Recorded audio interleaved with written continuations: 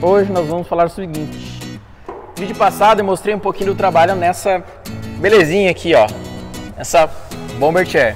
E o pessoal perguntou que material que é, se é alumínio, o que é feito, como que é o rebite, do que, se o rebite é de aço, se o rebite é de alumínio. Então, fique até o final que eu vou dar algumas explicações sobre alumínio, liga, rebite, como funciona.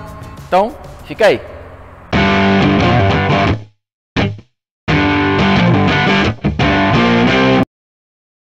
Isso aí, pessoal. Então, é o seguinte. Bomber Chair, que material que eu usei para fazer ela? Eu usei alumínio, tá? E eu vou falar um pouquinho sobre as ligas de alumínio que eu uso aqui. Por que alumínio nessas cadeiras? Dá para fazer de aço? Dá para fazer de aço também. O bacana do alumínio é que ele fica com essa cor crua, né? Esse natural do alumínio, ele é muito bonito, ele é bem interessante. E remete à ideia da Bomber Chair, né? Bomber Chair, bomber vem de bombardeio, dos aviões de bombardeiro da Segunda Guerra Mundial, chair de poltrona, cadeira, né? Então, como se fossem as cadeiras de bombardeio, dos aviões de bombardeio. Então, traz um pouquinho da coisa aeronáutica para dentro dos hot rods, dos carros customizados e tudo mais. E então, por isso, o uso do alumínio, tá? Fica mais leve, mais legal, tal. E tá aqui, esse aqui é um exemplo de alumínio que eu usei. Esse pedacinho especificamente aqui é um alumínio 1.2 milímetros, 1020, tá? Que eu tenho aqui. Mas o que eu usei nessa Bomber Chair é um 1200 H14 de 2 milímetros. Então, alumínio, as famílias de alumínio, elas funcionam assim, ó. Tem as famílias 1000, aí é 1000 e alguma coisa, 2000, 3000, 4000, isso aqui é um 4, tá? Família 5000, 6000, 7000. Então, e tem mais alguma coisa aqui depois disso, tá? As famílias 1000 são as famílias de alumínio puro. Existe um ligante aqui, né, nas famílias 1000, mas é a família de alumínio mais pura em termos de alumínio, só alumínio. As outras recebem adição de alguns outros metais para ganhar características específicas de flexibilidade, de dureza, de corrosão, uma série de detalhes que são específicos de cada família. Nesse caso da Bomber Chair eu usei um alumínio 1200, tá? E aí cada número dessa cadeia aqui tem um significado, mas por hora isso aqui é suficiente.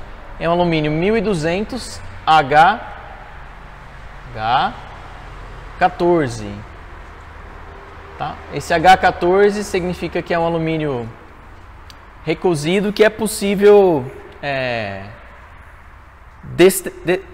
possível fazer o revenimento dele, para você amolecer ele e ele voltar a endurecer. É um processo diferente do aço, mas que é possível nesses alumínios de família H14. Depois vem as famílias 2000 e 3000. A família 3000 em especial é a mais usada na fabricação de carro, moto customizada, carros especiais, carrocerias de carro, né? O mais conhecido, mais utilizado é o 3003 H14. 3003 H14. Essa família é 3003, então qualquer um construtor inglês, americano, italiano, ele vai usar o 3003 H14. Infelizmente, a gente tem um problema aqui no Brasil que é muito difícil encontrar o 3003 H14 nas medidas 1.2, 1.5 e 2.0 milímetros, tá? Aqui, esse 1200 que eu fiz a cadeira é um 1200 de 2 milímetros, beleza? 3003 H14 seria o ideal, tá? Mas é praticamente impossível a gente conseguir 3003 H14 aqui no Brasil nessas medidas aqui. É um alumínio muito bom de se trabalhar, ele é um pouco mais duro do que o 1200, mas ainda assim ele é muito trabalhável. O 1200 ele é um pouquinho mais mole, então ele ganha um pouquinho de marca com mais facilidade, tem que trabalhar com um pouco mais de cuidado. O 3003 é bem bacana. Eu já usei bastante também o 5000 e o 5052. 5052. 5052 H14 também. Eu já usei ele nas medidas 1.2 e 1.5 milímetros. É um alumínio que dá para achar aqui no Brasil, nessas medidas aqui. Geralmente ele é vendido em rolos, tá?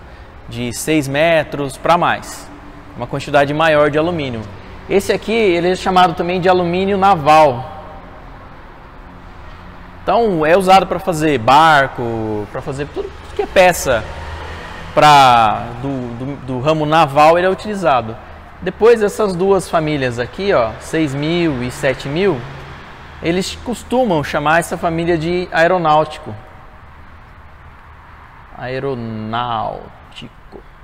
Alumínio aeronáutico. Nossa, aqui um R esquisito aqui, né? Aeronáutico, tá? Isso não quer dizer que no mercado aeronáutico usa só esses dois aqui, tá? Não é isso, usa outras ligas de alumínio também.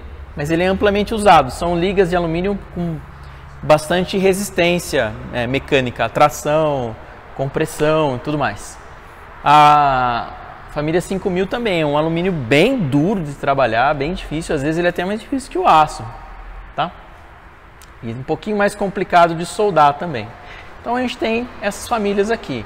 Eu recomendo para fabricar aqui no Brasil, família 1000, 1200, 1100, 1020, né? Ou 3003 H14 se você conseguir. Você também pode importar essas chapas. Eu tenho usado esses caras aqui e um pouco desse daqui. Beleza, pessoal? Então isso é sobre as ligas de alumínio. Agora, explicando um pouquinho sobre as ligas. Agora eu vou explicar um pouquinho sobre as ferramentas aqui que eu uso para fazer o processo de rebitagem.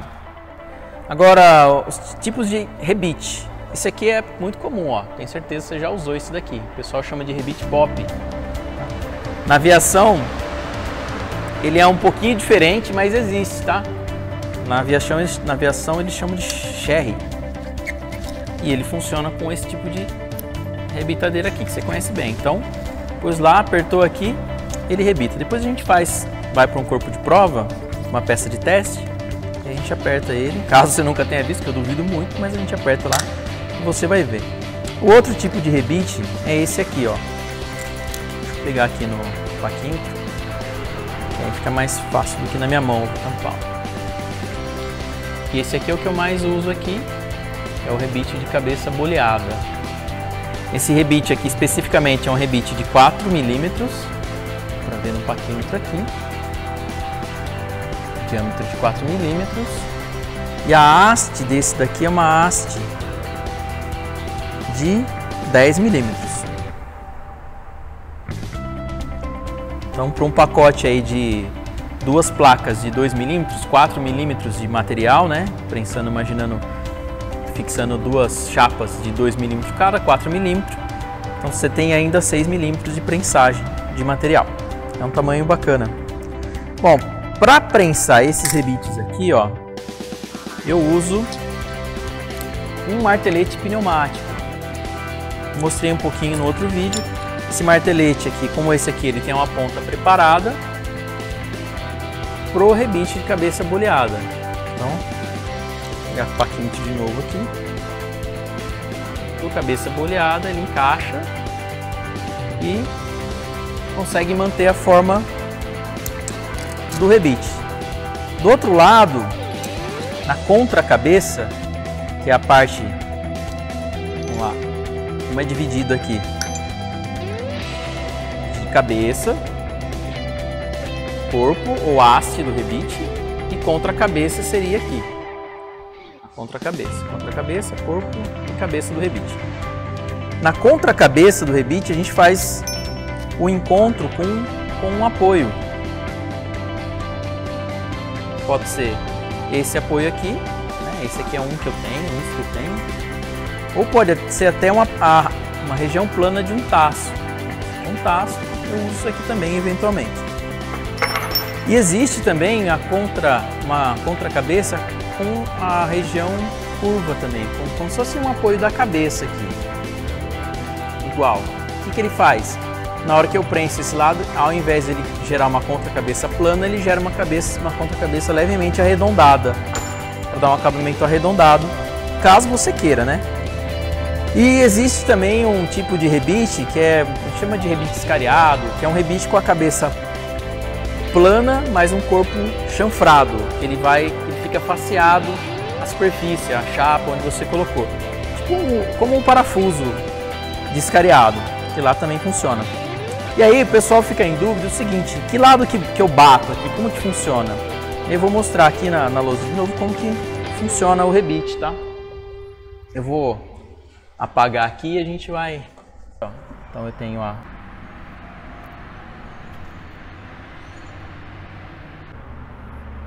Então eu tenho a cabeça. Vou colocar aqui corpo, tá? Corpo. E aqui contra a cabeça. Terceira lei de Newton. Qual que é a terceira lei de Newton? Ação e reação. Ação e reação. Resumindo a lei de Newton, não vou lembrar direito aqui como que é, que toda ação tem uma reação contrária com a mesma força, ou a mesma intensidade. Tem um detalhe aí, eu não lembro mais como que é. Então, como que faz? A gente vem com o martelete vai vir aqui encaixado com a haste do martelete.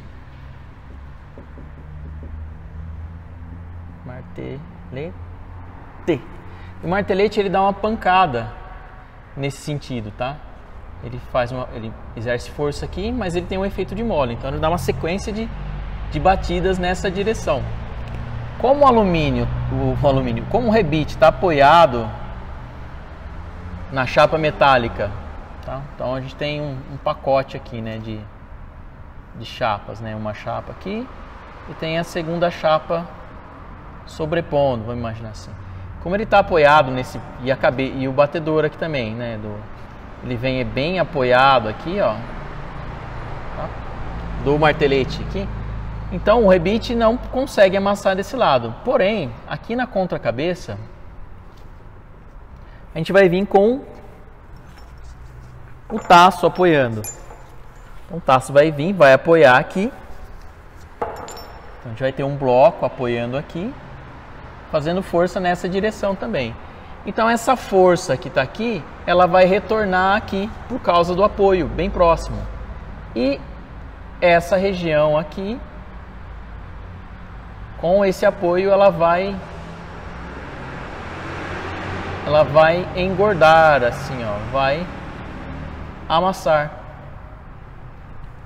gerando uma área de apoio aqui, certo? Ele engorda aqui, ele vai tender a expandir um pouco do corpo aqui, prensando realmente o corpo do alumínio, fazendo juntar os dois lados do material. Um outro tipo de rebite também que existe é um rebite, que é o que eu comentei, é esse rebite, que ele funciona em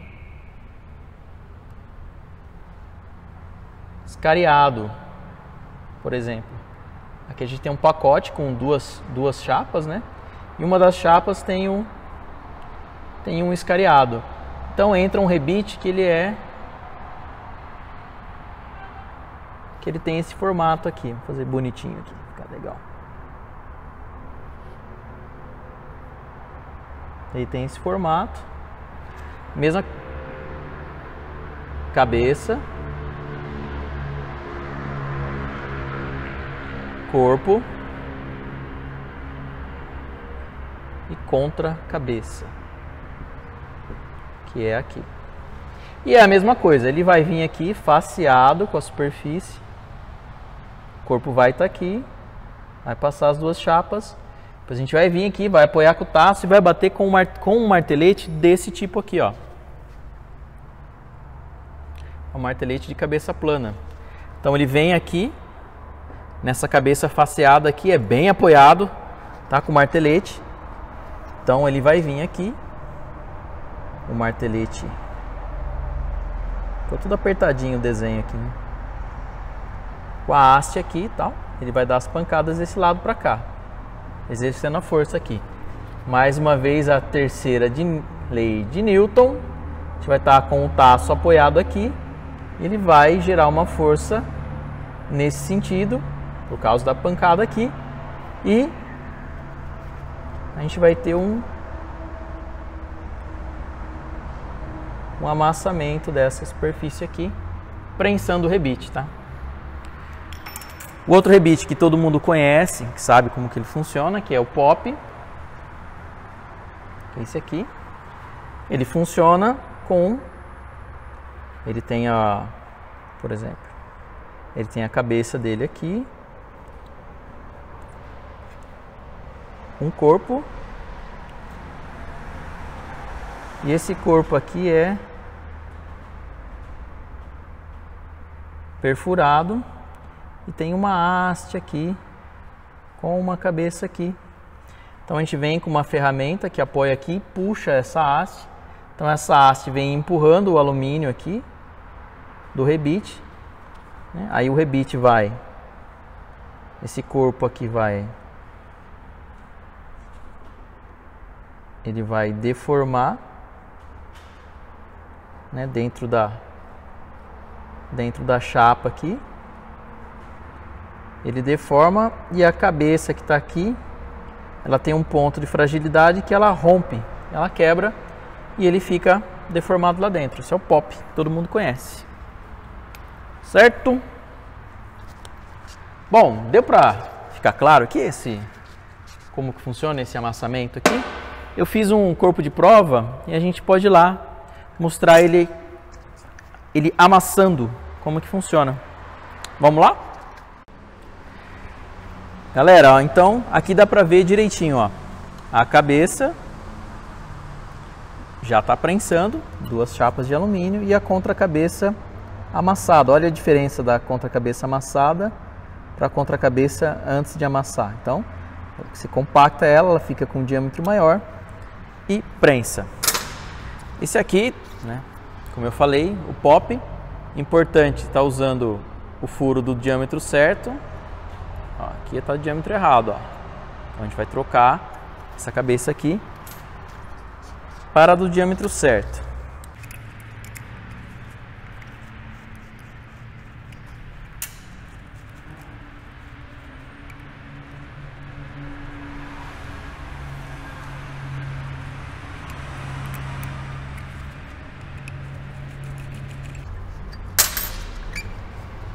Agora com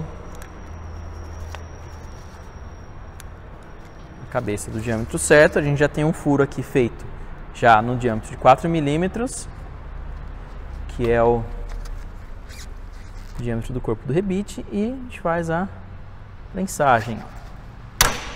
Ele esmagou o corpo do rebite e fez a cabeça direitinho. Do outro lado dá pra gente ver ele amassado. Esse é um rebite, ele é bem bacana, dá um acabamento bom quando você olha à frente, mas em algumas condições ele não é um rebite tão resistente, tá? Então quando você precisa de um rebite um pouco mais resistente, parte então para um rebite sólido, que é esse que eu acabei de mostrar. Tanto esse de cabeça boleada quanto de cabeça escariada ou de cabeça plana, certo? Agora vou mostrar para vocês na prática como isso aqui funciona. Peguei aqui, ó, dois tipos de, como aqueles dois que eu já te mostrei lá atrás. Vou usar esse aqui primeiro. Então eu venho aqui, apoio bem firme, num ângulo bastante paralelo aqui para não ter perigo de fazer marcas com o canto da ferramenta. Então bem apoiado, bem paralelo aqui. Apoio bem a ferramenta aqui, venho com o taço aqui e aperto. Eu regulei o ar aqui para um fluxo mais baixo, para não dar uma pancada muito forte e conseguir formatar isso mais devagar. Então, vamos lá, acompanhar esse amassamento aqui. Tá aí, tá feito. Bacana? Eu posso fazer a mesma coisa com essa ferramenta aqui desse lado, ou eu posso usar também essa ponta que tem um formato mais arredondado. E o processo é o mesmo, tá? Apoio aqui, e aí eu faço um formato mais arredondado. Mais um pouquinho aqui. Um pouco mais. Aí. Deixa eu fazer uma marquinha. Mais arredondado. Bacana? E vocês podem olhar desse lado aqui. O acabamento fica bem legal. É isso aí, pessoal. Então, queria mostrar para vocês um pouquinho sobre os rebits, um pouquinho mais, né, sobre os rebits, como que funciona esse esmagamento, os rebits, sobre o alumínio também, quais ligas de alumínio e tal. Acho que eu consegui passar o recado. Então, ó, faz o seguinte, tá? Dá o like no vídeo, isso vai ajudar bastante a gente. Compartilha com os amigos que gostam disso daqui, que gostam de funilaria artesanal, que gostam de restauração de carro e tudo mais, que gostam desse mundo aí. Compartilha o vídeo, dá o like. Se inscreve, não esquece, ativa o sininho para você receber as notificações. Fica ligado lá no Instagram, que eu também aviso lá quando eu vou colocar vídeo. Também estou distribuindo bastante conteúdo lá no Instagram. Estou fazendo live de segunda, quarta e sexta, às 9 da manhã. Estou dando quase uma hora de live aí, bem bacana, para a gente poder discutir sobre o assunto, mostrar as coisas que estão acontecendo aqui na oficina, responder perguntas. A gente está aí se envolvendo e fazendo esse mundo aí do carro antigo, da customização, do hot rod crescer. Beleza, pessoal? Então, mais uma vez, obrigado e até o próximo vídeo.